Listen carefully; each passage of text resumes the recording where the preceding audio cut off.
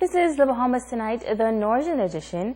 Good evening, I'm Megan Shepard. It's great to have you with us. Topping news: controversy said to be brewing at Resorts World Casino in Bimini. Casino dealers are said to be up in arms over new policy, which is reportedly set to go into effect come November 1st. And tonight, casino dealers are reportedly calling on the Prime Minister and the Minister of Tourism to intervene. ZNS News has learned that management of the casino, through an inter-office memo, has informed casino dealers that come November 1st, all tips will be shared with all members of staff, with the exclusion of management and security staff. Further, that they will only be scheduled for 40-hour work weeks, as overtime has been suspended. Casino employees, many of whom have relocated from the various islands, are only working 4 days per week.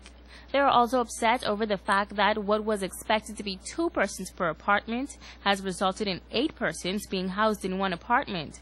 Reports further say that casino dealers have called for a meeting with the general manager for 9:30 tomorrow morning. Sources say at that time casino dealers will inform management that if the new policy goes into effect, dealers are prepared to strike. While employees admit that business is slow, they say casino officials are adding additional tables. Workers say they are also concerned that the ferry service between Bimini and Florida has not sailed since last week Wednesday, leaving many persons stranded. Additional reports say that casino executives attempted to open the sportsbook section last week, reportedly without the authority of the gaming board, and was eventually shut down.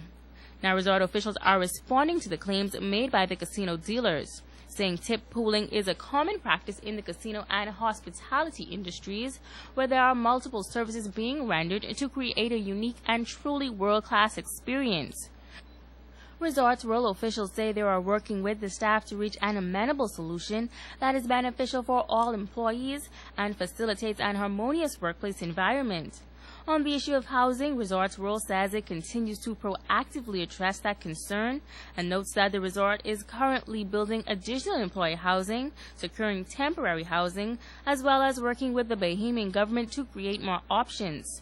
According to the press statement, the apartments used for the free housing for employees can accommodate up to 8 people, and 3 meals per day are provided at no cost to the employees. Resort officials say the weather is to blame for the absence of the ferry service to Bimini over the past week.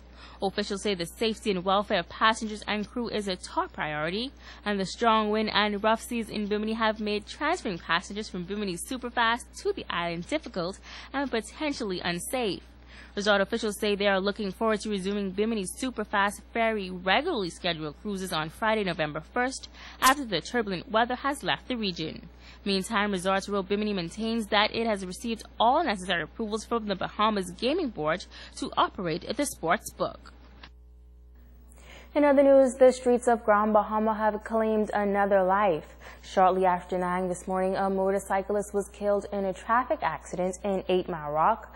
The victim, a 22-year-old man, was riding a motorcycle when he crashed with another vehicle just in the area of the Pine Forest subdivision. Inspector Teresita Pinder has the details. A black and blue motorcycle traveling west on Queens Highway collided with a Nissan Maxima that caused extensive damage to both vehicles. The male driver of the motorcycle, he was taken to the Ram Memorial Hospital by EMS and later pronounced dead. We are asking persons, especially motorcyclists, to drive with due care and attention and to please wear your helmets. The life you save may be your own. We're also appealing to the general public to be vigilant while driving on our streets. Now, this is the second fatal accident to take place on Grand Bahama within a week. 19-year-old Natalia Elsie was killed early Friday morning when she lost control of the car she was driving and crashed into a tree in the area of the Independence Park. Once again, police are advising all road users to exercise caution on the streets. Investigations are underway into an incident that took place this morning in the downtown area of Freeport. Reports are that around 11:30 this morning, 2 masked men entered a business establishment located on the West Mall Drive and attacked a male, beating him about the body.